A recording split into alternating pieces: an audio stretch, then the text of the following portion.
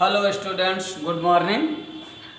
जयराम के सरवानी inter college Karnaipur के द्वारा संचालित ऑनलाइन क्लासेज में आप सबका स्वागत है। You are welcome.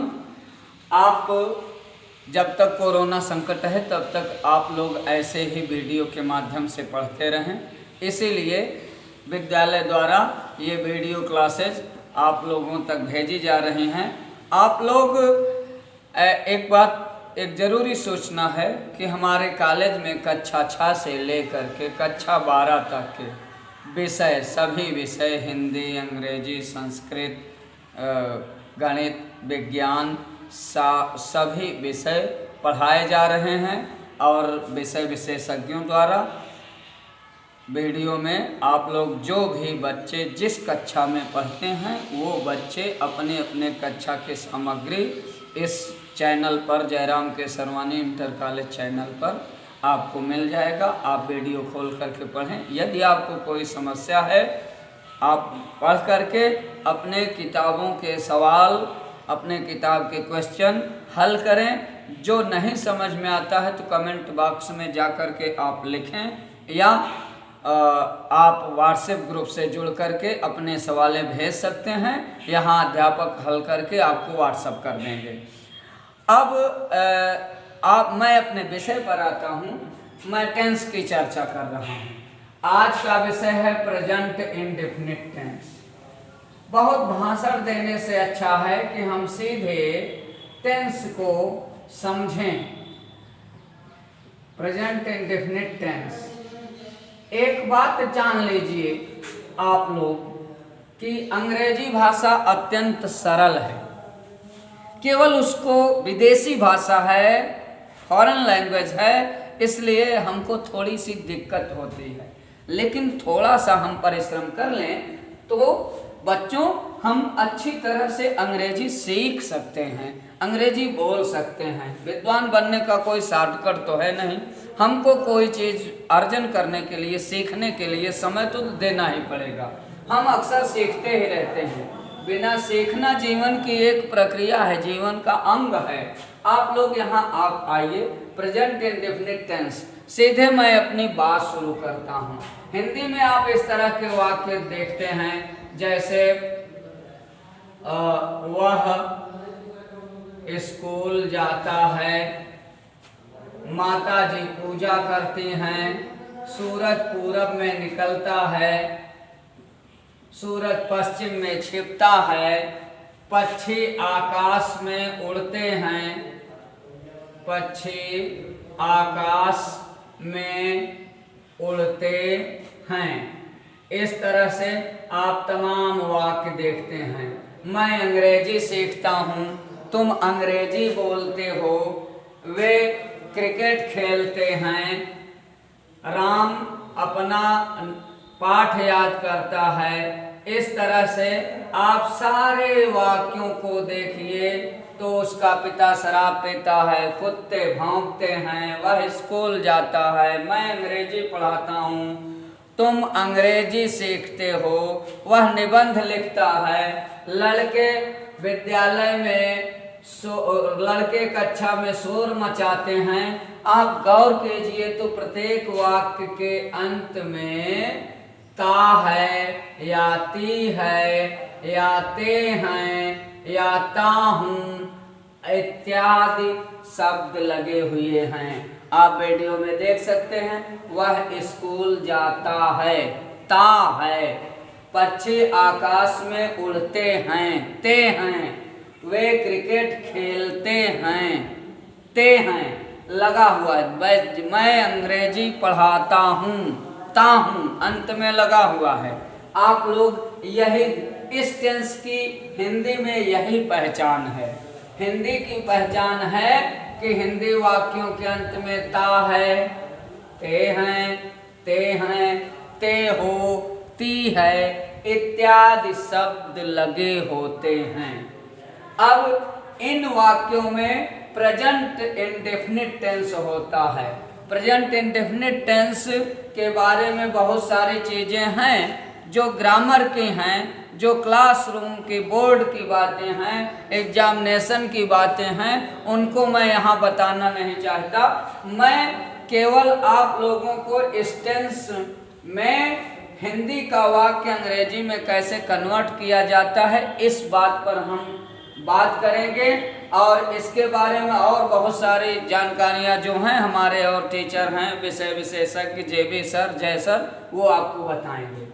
इस टेंस में देखिए बच्चों, थोड़ा सा आप लोग रुक करके क्रिया के बारे में जान लीजिए। देखो, जाता है वर्ब है, उड़ते हैं, खेलते हैं, जैसे जाना की अंग्रेजी गो होती है, उड़ना की अंग्रेजी फ्लाई होती है, खेलना की अंग्रेजी प्ले होती है। आप ये देखिए, इसको ग्रामर की भाषा में प्रेजेंट टेंस, वर्ब का प्रेजेंट टेंस फर्स्ट फॉर्म कहा जाता है, और इसका सेकंड फॉर्म होता है गो का वेंट, फ्लाई का फ्लेव, प्ले का प्लेड। इस तरह से ये सेकंड फॉर्म जो होता है, इसको ये फर्स्ट फॉर्म है, इसको प्रेजेंट टेंस कहते हैं। सेकंड फॉर्म है ये, सेकंड फॉर्म को पास्ट टेंस कहते हैं, और इसका तीसरा रूप है गॉन, फ्लाई का फ्लोन, और प्ले का प्लेड। ये जो है थर्ड फॉर्म कहे जाते हैं। ये क्या है? Third form. इसको पास्ट पार्टिसिपल कहते हैं। चौथा रूप है गो का गोइंग, फ्लाई का फ्लाइंग, और प्ले का प्लेइंग। ये बच्चों आईएनजी फॉर्म, इसको आईएनजी फॉर्म कहते हैं, या इंग फॉर्म कहते हैं, या इसको प्रेजेंट पार्टिसिपल कहते हैं। अब आप प्रेजेंट इंडेफिनिट टेंस पर आइए। इस वर्ब को मैंने इसलिए बताया क्योंकि अनुवाद, अंग्रेजी में अनुवाद करने के लिए, इनको अंग्रेजी में ट्रांसलेट करने के लिए इस टेंस में, प्रेजेंट इंडेफिनिट टेंस में इसी फर्स्ट फॉर्म का, वर्ब के प्रेजेंट टेंस का प्रयोग किया जाता है। आप ध्यान दें कि ये जो फर्स्ट फॉर्म वर्ब का है, ये प्लूरल है, बहुवचन है। इसको एक वचन बनाने के लिए इसमें यस या ईएस जोड़ते हैं। अब आप इन वाक्यों को समझ चुके हैं। ता है, ते हैं, ती है आदि लगा हो प्रेजेंट इंडेफिनिट टेंस होता है। इसका नियम देखें। सब्जेक्ट बहुत सरल है, सब्जेक्ट फिर वर्ब, वर्ब का फर्स्ट फॉर्म, वर्ब का फर्स्ट फॉर्म, फिर ऑब्जेक्ट। यही है इस टेंस का नियम। मूल रूप से आपको यह याद रखना चाहिए कि सब्जेक्ट प्लस वर्ब का फर्स्ट फॉर्म, या सब्जेक्ट प्लस बेस फॉर्म, या सब्जेक्ट प्लस प्रेजेंट टेंस, इस फर्स्ट फॉर्म को प्रेजेंट टेंस कहते हैं। अब हम थोड़ा बात करते हैं कर्ता, जो मैंने शुरू में ही बताया, शुरुआत के वीडियो में। कर्ता एक वचन और बहुवचन दोनों होते हैं। जैसे देखिए, वह एक वचन है, वे बहुवचन। ये पक्षी बहुवचन में है, यहाँ उड़ते हैं। अगर पक्षी एक वचन होता तो यहाँ होता पक्षी उड़ता है। आप लोग कर्ता को पहचानने का नियम, क्रिया में आप कौन लगा दीजिए। कौन जाता है? वह करता हूँ। कौन उड़ते हैं? पक्षी, पक्षी करता हूँ। कौन कौन खेलते हैं? वे, करता हूँ। तो कर्ता आप देख रहे हैं कि सिंगुलर भी है, प्लूरल भी है। यही अब आप लोग, मैं हर टेंस के लिए कर्ता को बता दे रहा हूं कि देखिए, ही, सी, इट, नेम, नेम का मतलब नाम, जैसे राम, सीता, मोहन, राधा, गीता, अनीता, अर्चना, गणेश, रमेश, ये कोई भी नाम हो, और एक वचन संज्ञा जैसे बॉय, गर्ल, मैन, एक वचन संज्ञा, ये जो है सिंगुलर सब्जेक्ट, सिंगुलर नाउन ये सब जो है सिंगुलर सब्जेक्ट हैं। ये आप पहचान लीजिए, सिंगुलर सब्जेक्ट इनको कहा जाता है। और देखिए आई भी सिंगुलर होता है, लेकिन इस टेंस में आई प्लूरल सब्जेक्ट के साथ खड़ा रहता है, अर्थात आई के साथ वह नियम काम करता है जो प्लूरल सब्जेक्ट के साथ काम करता है। आई सिंगुलर में नहीं रखा जाता। अब गौर करें, आई, वी, यू, दे और प्लूरल नाउन जैसे लड़के, लड़कियां, लोग, पीपल, पुलिस, ये सब प्लूरल हैं, प्लूरल नाउन। ये सब प्लूरल सब्जेक्ट की श्रेणी में है, बहुवचन सब्जेक्ट की श्रेणी में है। देखिए ये एक वचन करता है, ये बहुवचन करता है। अब इस टेंस में अनुवाद का नियम जो है सब्जेक्ट प्लस वर्ब का फर्स्ट फॉर्म। बच्चों अगर कर्ता ये है ही, सी, इट, नेम, सिंगुलर नाउन, ये करता है तो हम वर्ब में यस या वर्ब के फर्स्ट फॉर्म में यस या ईएस जोड़ देते हैं, क्योंकि अंग्रेजी भाषा का नियम है कर्ता एक वचन तो क्रिया भी एक वचन, कर्ता बहुवचन तो क्रिया भी बहुवचन। तो ये अंग्रेजी का जो फर्स्ट फॉर्म है बच्चों, ये बहुवचन है। इसको एक वचन कर्ता होने पर हम एक वचन बनाते हैं, और इस फर्स्ट फॉर्म में जब हम यस या एस जोड़ देते हैं तो ये एक वचन हो जाता है। तो जैसे अब देखिए, और जब कर्ता बहुवचन होता है तो हम केवल वर्ब को लिख देते हैं फर्स्ट फॉर्म को, क्योंकि वर्ब फर्स्ट फॉर्म में बहुवचन रहता है, तो हम केवल कर्ता बहुवचन है तो वर्ब का फर्स्ट फॉर्म रखते हैं। इस टेंस में नियम को आप देखिए, सब्जेक्ट प्लस वर्ब का फर्स्ट फॉर्म। भूल कर भी हम है कि अंग्रेजी इज या एम या आर ना लिखें, ध्यान देते रहिएगा। अब आप नियम देखिए, अंग्रेजी का अनुवाद करने के लिए हमको 3 चीजें जरूर ध्यान देनी चाहिए करने से पहले।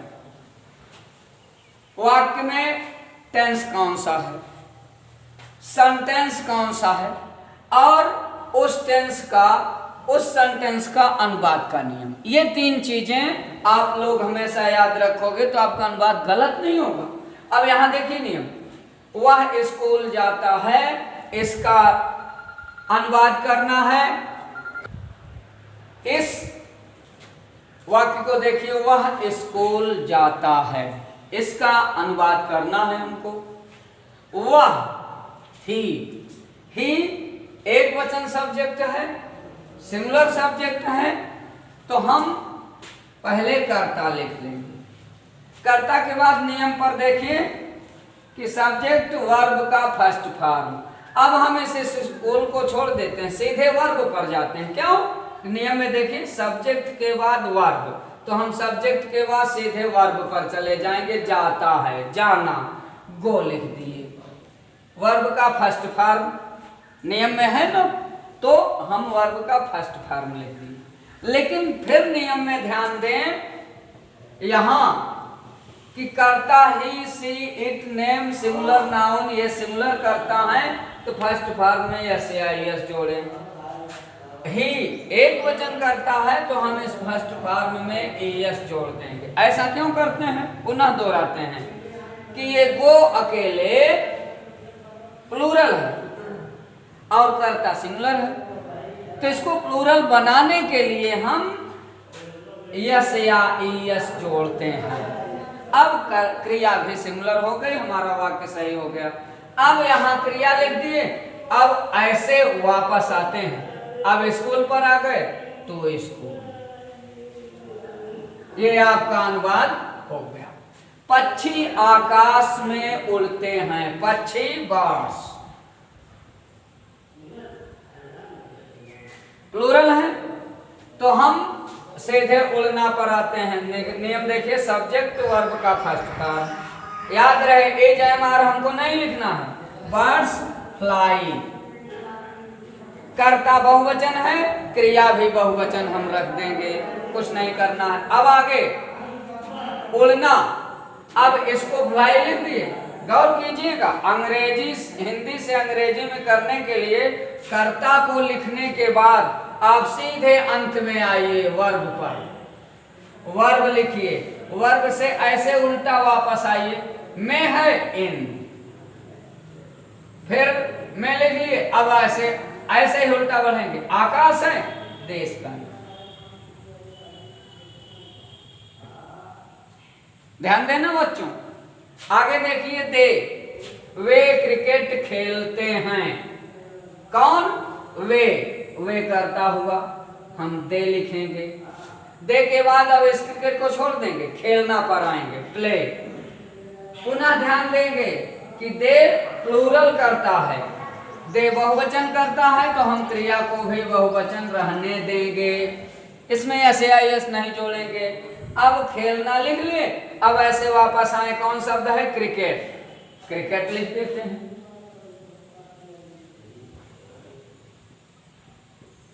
तो अंग्रेजी के वाक्य का हिंदी से अंग्रेजी में अनुवाद करने के लिए यही नियम हम फॉलो करते हैं। आज का वीडियो यहीं तक। अगर आपको